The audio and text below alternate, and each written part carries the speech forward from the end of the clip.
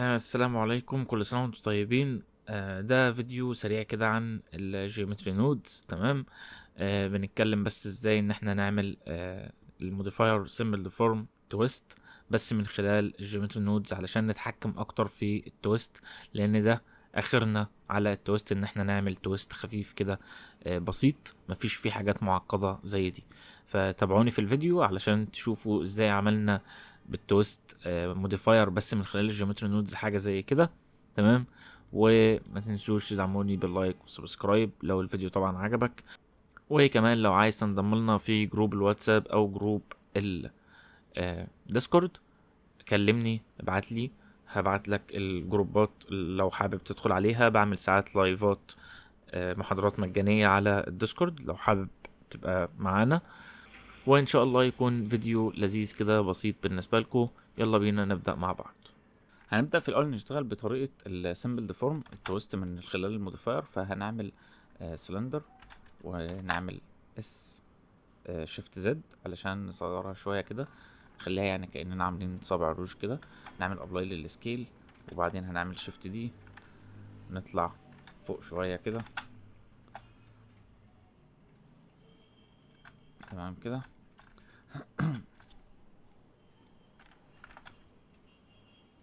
تمام كده. ابلاي سكيل، ابلاي سكيل. تمام.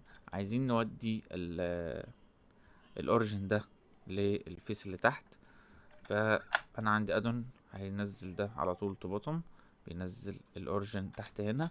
لو ما عندكش الادون ده تعالى نمسك التاني. احنا هنا محتاجين ان احنا نطلع الاوريجن ده برضو فوق على الفيس ده، فهندخل على الايديت مود، هنختار الفيس ده ونعمل شيفت اس و 3D cursor to face.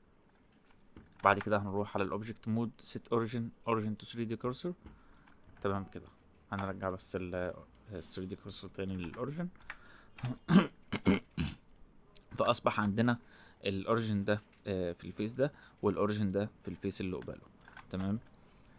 كده احنا حتى لو مسكنا دي ودي وعملنا الاين كده، الاين تول زد، هنلاقيهم ان هم بقوا على نفس المستوى بالظبط، كاننا ماسكين صباع روج وقافلينه يعني. ممكن بس نطلع سنه بسيطه خالص كده بحيث ان يبقى في بينهم حاجه بسيطه خالص. تمام. بعد كده هندخل على الايديت مود في الاتنين. تمام. وهنمسك مجموعة الفيرتكس دي كلها، نفعل الاكس راي علشان نتأكد ان احنا مسكنا كل حاجة كده. وبعدين هنعمل سيلكت تشيكر دي سيلكت، هيسيب فيرتكس ويختار فيرتكس من الاتنين. بعد كده هنعمل سكيل وندخل بيهم جوه شوية كده. فأصبح بقى عندنا ناحية دايرة بشكل دائري، الناحية التانية داخلين يعني عاملين سكيل كأن عاملين زجزاج كده، شكل زجزاج. تمام. طيب بعد كده هنعمل ايه؟ هنمسك الاوبجكت ده كده، عايزين نصغره شوية على الاكس بحيث ان يبقى ده صباع الروج وده الغطا بتاعه مثلا، فبيبقى اصغر شوية من صباع الروج كده. نعمل ابلاي للسكيل. بعد كده هنعمل كنترول 2 علشان نفعل السب ديفيجن سيرفيس. بعد كده هناخد اللوب اللي تحت ده ونعمل له بيفل. البيفل هنتأكد ان هو 2 سيجمنتس هنا، وممكن نخلي دي مثلا 0.01، وهنخلي البروفايل ده لو هو المفروض بيبقى باي ديفولت كده هنرفعه لواحد علشان يعمل حدة شوية في علشان يبقى شارب شوية كده. تمام. هناخد التاني برضو هنعمل له بيفل. اتفقنا ان ده 0.01 وده خلاص معمول له شارب. ده كده خلاص. هنمسك التاني نعمل نفس اللي احنا عملناه، بيفل 0.01 بس كده. تمام. بعد كده هنعمل ايه؟ فعلنا هنا السب ديفيجن، هنا برضو عايزين نفعل السب ديفيجن. تمام. وعايزين نحط لوب كاتس علشان يشتغل من خلالها الموديفاير التوست. ماشي، هنا حطينا 10 لوب. ممكن هنا برضو علشان هنا اكبر شوية فممكن نخليهم هنا 12 مثلا. اوكي، مفيش مشكلة. بعد كده هنعمل شيد سموز، والده شيد سموز، وبعدين هنروح نفعل الموديفاير سيمبل ديفور اهو. عايزين نعمل تويست على الاكس. تمام. وعايزين نعلي شوية كده، ولكن المشكلة بقى هنا في ايه؟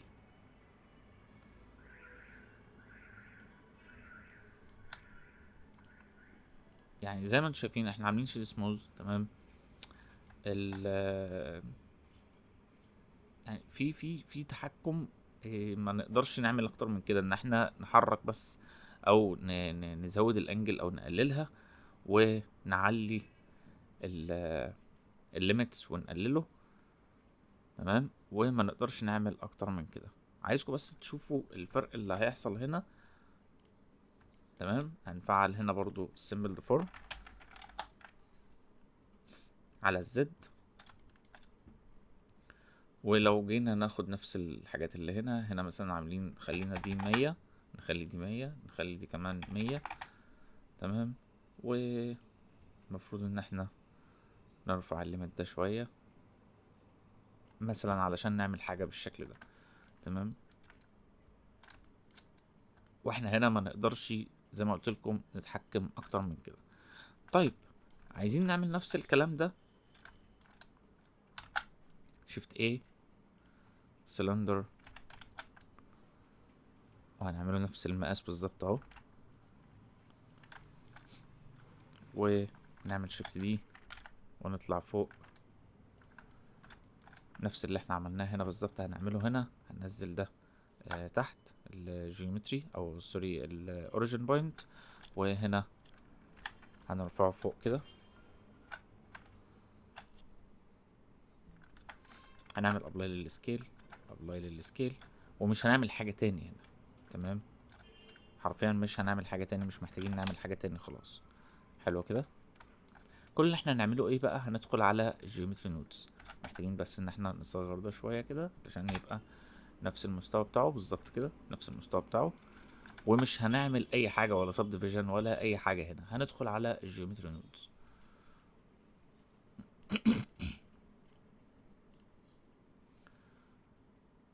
طيب، الجيومتري نودز ان في ناس كتير بتبقى متعقدة منه وبتبقى يعني خايفة منه، وبتقول ان هو يعني حاجة صعبة وحاجة صعب التعامل معاها وكده. الجيومتري نودز لو انت اتعاملت معاها بالراحة كده وبالتفكير، هتفكر بس انت محتاج تعمل ايه وكده، هتلاقيه الدنيا سهلة شوية. احنا محتاجين نعمل ايه؟ اول حاجة احنا محتاجين نعمل سب ديفيجن سيرفيس للاوبجكت ده.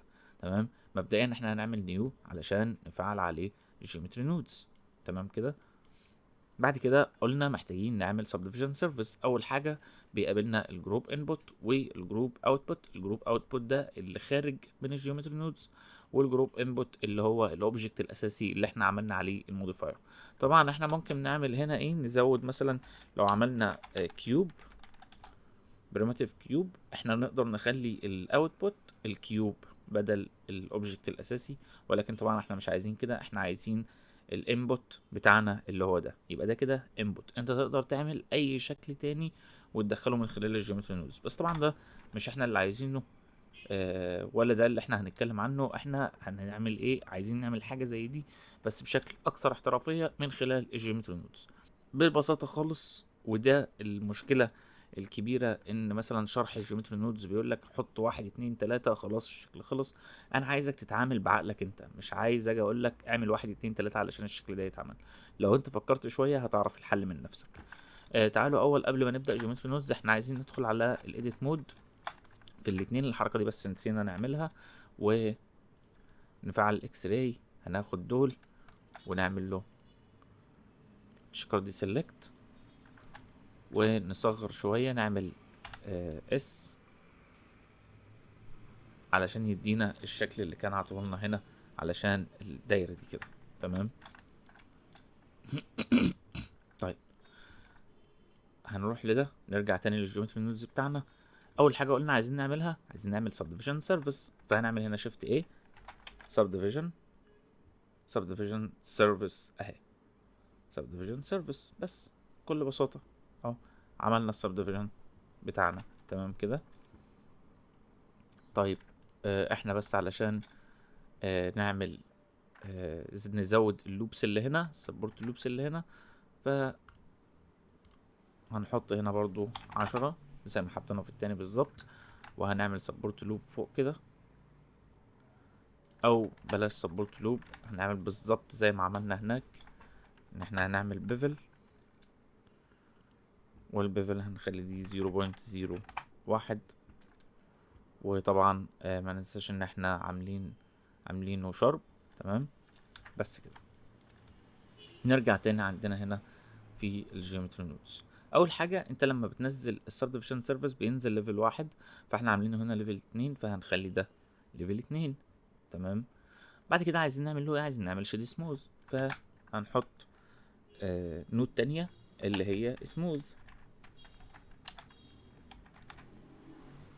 باي انجل. تمام. او ست شيد سموث براحتك خالص كده. عملنا شيد سموث باي انجل اللي هي التانية، اللي هي اوتو سموث، دي اللي سموث باي انجل. تمام. فنفس اللي احنا بنعمله بره موجود جوه في الجيومتري نودز، بس كل الفرق ان احنا بنتحكم اكتر هنا، وبيبقى عندنا خيارات اكتر هنا. تمام. طيب بعد كده احنا عايزين نعمل ايه؟ التويست ده هو عبارة عن ايه؟ عبارة عن انك بتمسك الاوبجكت ده على محور الزد كده وتقعد تلفه. يعني ايه الكلام ده؟ يعني انا لو رحت هنا، انا طبعا علشان ما فعلتش فمش باين، تعالوا نفعل الكلام ده كده هنا اهو. بص، انا يعتبر مسكت اللوبس دي، وبدأت ان انا اعصرها الفها كده من تحت على ناحية الشمال. تمام. فانا عايز اطبق الكلام ده عندي في الجيومتري نودز. طب هعمل ده ازاي هنا في الجيومتري نودز؟ اول حاجة انا عايز اعرف مكان الاوبجكت او مكان الجيومتري بتاع الاوبجكت ده جوه الجيومتري نودز، وعلشان اعمل كده هختار نود اسميها set position واضيفها في النص هنا. تمام. انا دلوقتي بقول له فين اماكن، او بص كده انا بقدر اتحكم في مكان الاوبجكت بتاعي هنا في الجيومتري نودز. تمام كده. طيب بعد كده انا كده لسه ما اتحكمتش في الجيومتري اللي جوه، اللي هي الايدجز والفيرتكس اللي جوه. فهعمل ايه علشان اتحكم في اللي جوه ده؟ هروح من بوزيشن دي. تمام. البوزيشن اهو هسحبه كده، وانا عايز زي ما قلنا نعمل روتيت للحاجات اللي جوه الجيومتري اللي جوه هنا.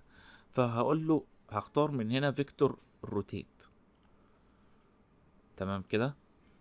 هنلاقي الشكل اختلف ليه؟ لان احنا عايزين نبينه تاني، او عايزين يعني نديله نفس البوزيشن تاني، بس من هنا، لانه هو هنا دلوقتي البوزيشن راح، هو اصلا مش موجود، هو هنا احنا متحكمين في الروتيت بس. فاحنا عايزين نقول له انه والله في يعني خد البوزيشن بتاعنا، البوزيشن اهو. خد بالك احنا هنا عملنا سيت بوزيشن ليه؟ علشان نتحكم براحتنا. طب لو احنا اخترنا بوزيشن ده هي مجرد نود بتعرفك فين البوزيشن الاصلي بتاع الاوبجكت. واضحه؟ هي بس ايه ده؟ البوزيشن، الاحداثيات بتاعه الاوبجكت ده في ال 3 دي فيو بورد بنوصلها بالفيكتور، ومن الفيكتور بنوصل للبوزيشن اللي هو الست بوزيشن الاصلي بتاعنا. تمام كده. طيب بعد كده انا عايز اقول للجيومتري نودز ان انا عايز اتحكم في محور الزد في الجيومتري من جوه. اعمل ده ازاي؟ هعمل دوبليكيت للبوزيشن كده، وهروح اقول له سيبريت اكس واي زي، وهختار محور الزد بس، واوديه على الانجل، الزاويه بتاعت الاوبجكت بتاعت الروتيت. تمام، يعني انا بعمل روتيت لمحور الزد بس، للانجل بتاعت محور الزد بس بتاعت الاوبجكت بتاعي اللي هو ده. طيب انا لسه ما اديتوش ارقام، يعني انا مش عارف. طب انا دلوقتي عايز اتحكم في الارقام بتاعت التويست ده، عايز اعمل له تويست قد ايه. هعمل ده ازاي؟ من نود اسمها ماب رينج. تمام، وهوصلها في النص هنا ما بين السيبريت اللي هو محور الزد وما بين الانجل.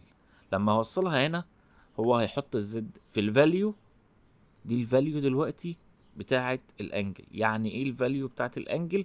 يعني اي ارقام انا هحطها هنا هيفعلها على طول، هو هيشغلها في الانجل بتاعت البوزيشن بتاع الاوبجكت ده. فانا دلوقتي هقدر اقول له from minimum، ده من اللي هي نفس الفكرة بتاعت بيبدأ منين التويست من تحت. from maximum. تعال نكبر دي شوية علشان نشوف برضو ايه اللي مكتوب تبقوا شايفينه. سوري، دي ماكسيمم، دي مينيمم. تمام، المينيمم اللي هي بيتحكم لك من تحت، الماكسيمم بيتحكم لك من فوق. تمام كده. وتو مينيمم ده بيتحكم لك في هيلف قد ايه. تو ماكسيمم ده بيتحكم لك هيلف قد ايه برضو، بس من فوق. يعني احنا هنا بنتحكم في اللفة من تحت، وهنا بنتحكم في اللفة من فوق. طبعا احنا هنا ما عندناش الكلام ده كله، هي لفة واحدة وخلاص، شكرا. تمام، فانا دلوقتي اقدر اعمل ايه؟ انا دلوقتي تمام اقدر اشوف انا عايز اللفة تبدأ منين بالظبط، تقف فين بالظبط. تمام، اللفة تبقى كتيرة ولا قليلة. تمام، كل الحاجات دي انا اقدر اتحكم فيها من عندي هنا. حاجة تانية كمان، زي ما انتم شايفين هنا بادئ مرة واحدة عامل ازاي كده، هنا برضو نفس الفكرة، بس هنا انا اقدر اتحكم فيها ازاي. بدل لينير دي ممكن اخليها سموز ستيب، فهتبقى بالشكل ده كده. ممكن اخليها سموزر ستيب، فهتبقى بالشكل ده كده. ممكن اخليها ستيبل لينير، فهتبقى بالشكل ده كده. تمام، وهكذا. سوري، نعملها تاني فلوت. فعندنا هنا كذا تحكم. طيب شايفين اللي تحت دي؟ انا مثلا ممكن ان انا اخليها نازله من فوق كده، تمام، ولفه من تحت قوي كده. ممكن مثلا دي زيرو، سالب 0.6، ممكن اخليها 7. وفروم ممكن ارفع ده شويه كده لحد مثلا 2. دي ممكن نخليها زيرو، سالب 0.8. لا، سالب 0.7 اعتقد هيبقى احسن. ونزود بقى اللفة بتاعتنا زي ما احنا عايزين.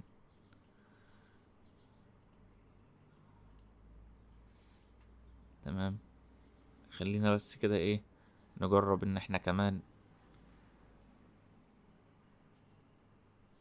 ماشي، -1 من فوق.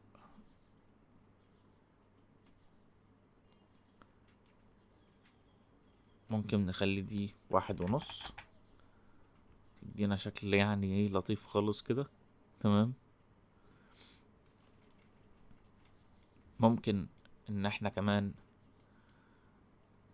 نخلي الليفل 3، هينعم لنا اكتر.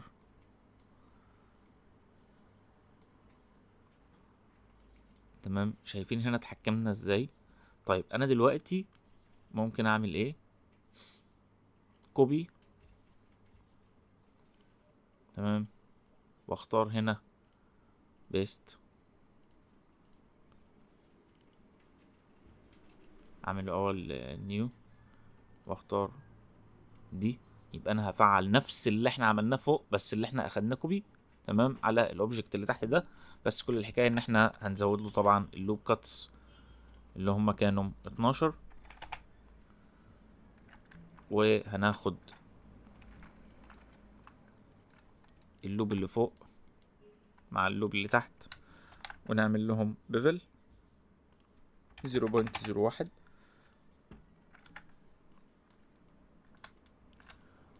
وهتيجي تبص هنا هتلاقيه عامل لك شكل خرافي.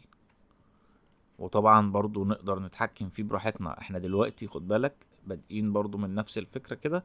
لو احنا عايزين نشدها اكتر كده نخليها ماشية كده، هنقدر ان احنا نتحكم في الكلام ده كله من هنا برضو. لحظة واحدة لان انا كده عامل حاجة غلط، معلش. انا كده واخد الاتنين بطبق اللي كنت هعمله بيتطبق على الاتنين، فانا مش عايز كده. انا عملت ده كوبي علشان نطبق هنا بس. تمام. تعالى بقى ايه، نقدر ان احنا نتحكم هنا بالشكل ده كده كده. تمام. وبراحتنا بقى. ما حلو 15 دي. لا مش حلو قوي بصراحة. اوكي. يعني قصدي انك انت بص هتقدر انك انت تعيش حياتك براحتك خالص. تمام. انا هنا بس ايه، عايز اظبط دي تبقى ماشية مع دي بالظبط، فممكن اضغط شيفت كده واتحرك براحتي هنا كده. تمام. زي ما انتم شايفين هنا عملت كده، بس هنا اقدر العب براحتي خالص خالص خالص زي ما انا عايز. في عندي حاجات كتير اقدر اعملها هنا من خلال الجيومتري نودز. دي كانت حاجة سريعة كده يعني عن الجيومتري نودز. انا كل الحكاية بس بسهل عليك الامر، عايزك يعني تفكر انت عايز تعمل ايه، وبناء عليه هتعرف تختار النودز اللي تشتغل بيها صح يعني. ان شاء الله هبقى اعمل لكم حاجات برضو كده بسيطة عن الجيومتري نودز برضو، بحيث تعرفوا انك ازاي تتعامل مع الجيومتري نودز. انا هدفي مش اني اعلمك حاجة تعملها وخلاص. انا هدفي ان اعلمك ازاي تتعامل مع الجيومتري نودز وتفكر بطريقة الجيومتري نودز. تمام. نراجع مراجعة سريعة. عندنا الانبوت، عندنا الاوتبوت، حطينا السب ديفيجن سيرفيس بتاعنا، حطينا السموث بتاعنا، الشيد سموث بتاعنا، وبعدين حطينا البوزيشن ده اللي هي احداثيات الاوبجكت بتاعنا. واخدنا الاحداثيات دي ربطناها بفيكتور روتيت اللي هو الروتيشن يعني. والروتيشن دي اول حاجه ربطنا البوزيشن. خد بالك من غير البوزيشن دي الاوبجكت مش هيبقى موجود اساسا، فاحنا بنحط له الاحداثيات تاني، لان ببساطه خالص دي الاحداثيات. فاحنا حطينا للاحداثيات احداثيات جديده. تمام. دي الاحداثيات واحنا حطينا لها احداثيات جديده. فلما الفيكتور مش موجود فالاحداثيات خلاص مش موجوده اصلا. احنا عايزين نقول له فين الاحداثيات دي، فبنحط له الاحداثيات تاني. تمام. وبعد كده بدأنا ان احنا نتحكم في الروتيشن بتاع الانجل. تمام. فالروتيشن بتاع الانجل محتاج برضو ان احنا نعرفه فين الاحداثيات بتاعتنا. تمام كده. فاتعامل بالجيومتري نودز كأنه يعني فكر بالطريقة اللي هو بيفكر بيها، هتلاقي الدنيا اسهل معاك شوية. دي كانت حاجة بسيطة كده. ان شاء الله اشوفكم في فيديو تاني قريب جدا بإذن الله.